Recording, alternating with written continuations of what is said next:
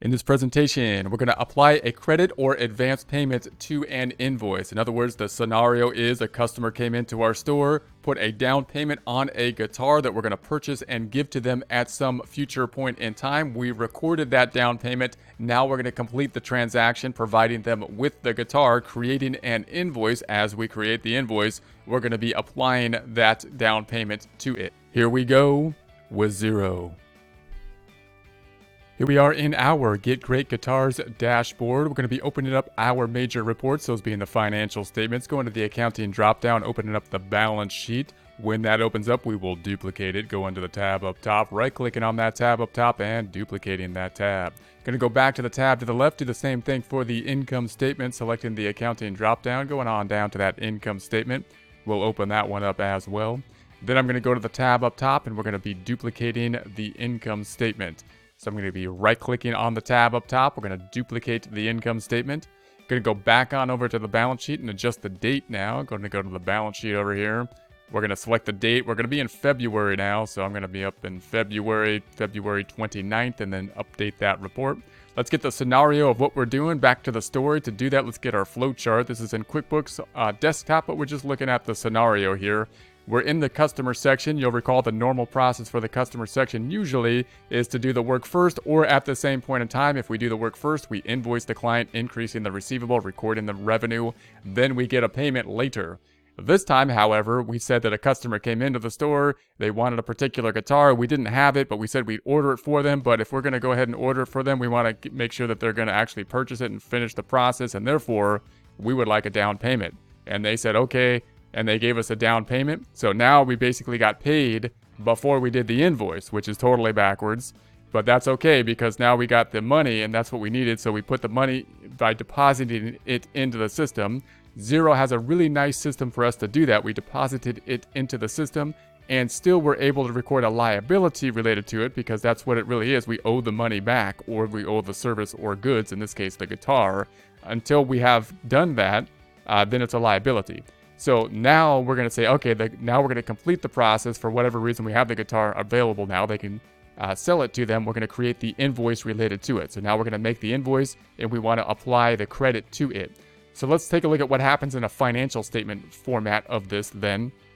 What happened last time is the cash went up here, and the other side went into a liability, which again, nice little setup. We set up a liability account of the 250 and we're still able to kind of track the basically kind of negative invoice we have. We have a negative amount, kind of a negative receivable, because we're thinking about customers, and basically we owe the customer 250 or we owe them the product or service, and that's kind of unusual. How do we track that?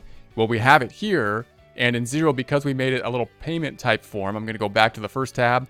We can also track it if I go over to the desktop section, back to the desktop.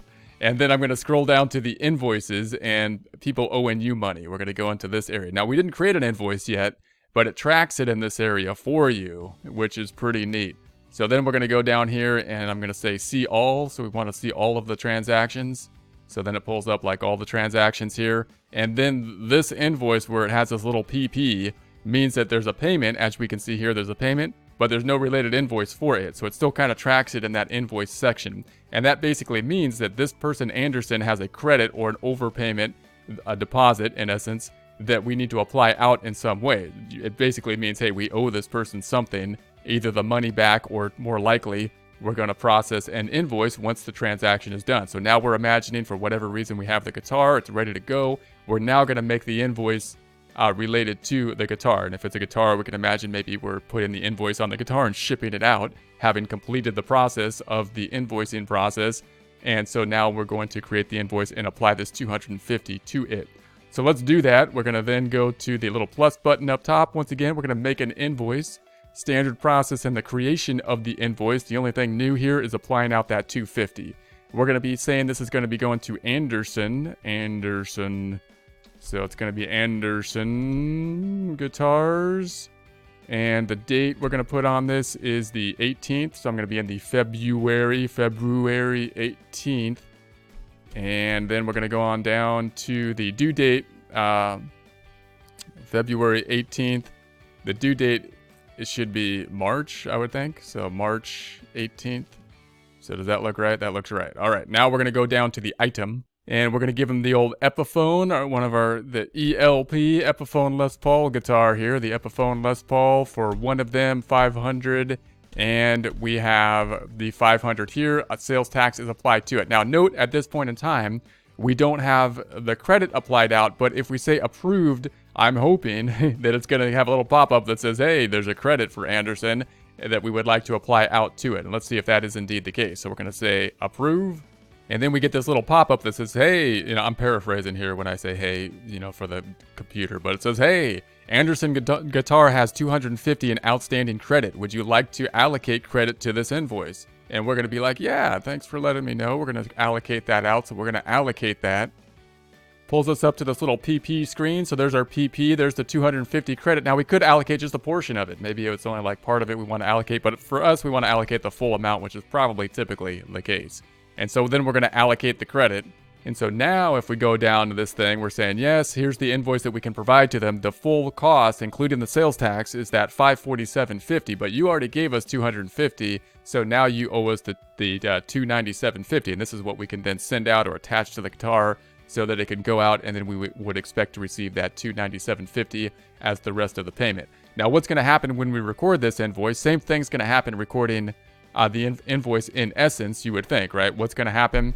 We're going to have an increase. Usually you'd have an increase in the accounts receivable of the $547.50. But instead of that, we're going to have an increase in the accounts receivable of the $297.50, which is what is still due to us, and then a decrease of the liability that was outstanding, the unearned revenue, which had $250 in the book, should now go back down to zero.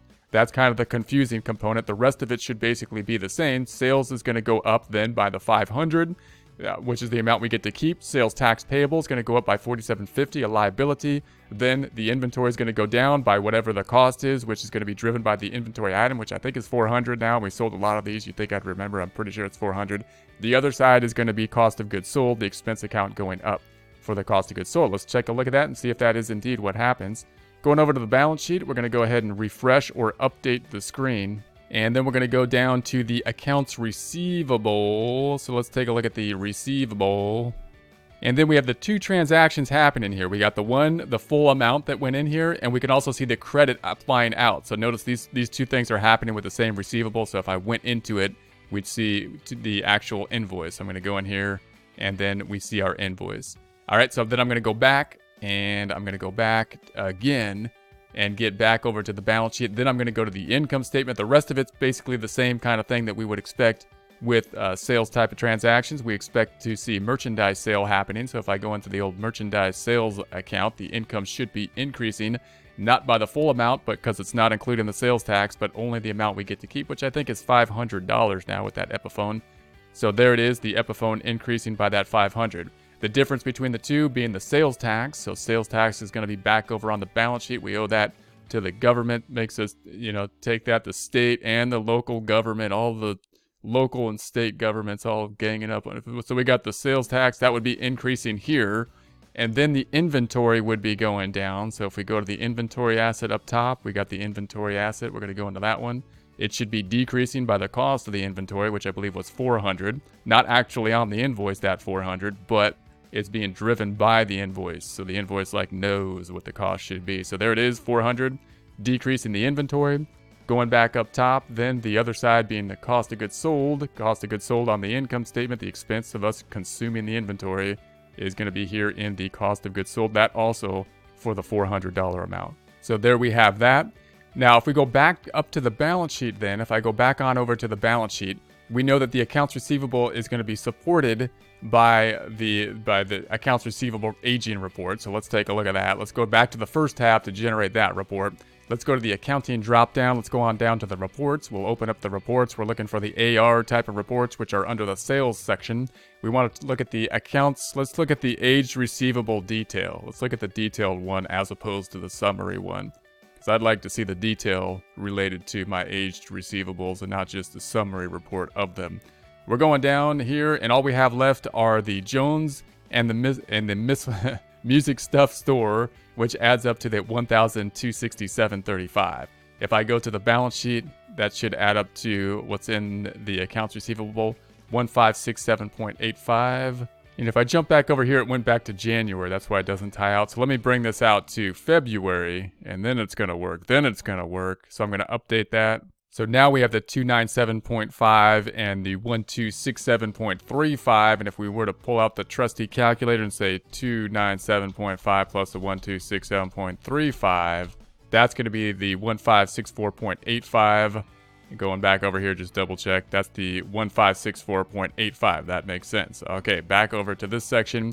We have Anderson still owing us that 297.50. So Anderson still owes us that 297.50. If we drill down in on that, we get to our invoice, and you can see that basically credit applied out. Now let's check it out in one more place. Let's go on back to the dashboard up top, and let's go back into that kind of invoice area. So we can go into the invoices. So invoices owed to you now. And then let's take a look at all of them. So we're going to go into all invoices. And now you can see that prepayment now back down to 0. So the prepayment has now been paid out, and you can see it's basically allocated up here. So these two, you can see how they're kind of tying them together, saying, hey, there's the invoice that kind of tied out to this prepayment. Pretty neat, pretty nice little setup they got here. And then we could go to the contacts, take a look at the contacts, and for Anderson here.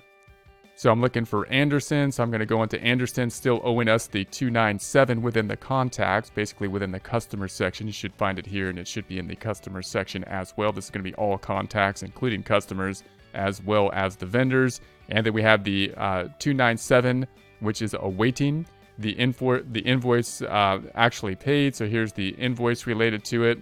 And you can see the detail down here. Here's the prepaid. So this is another way that we can basically track the information for, of course, a particular customer. So that's it for now. Let's go to the beach.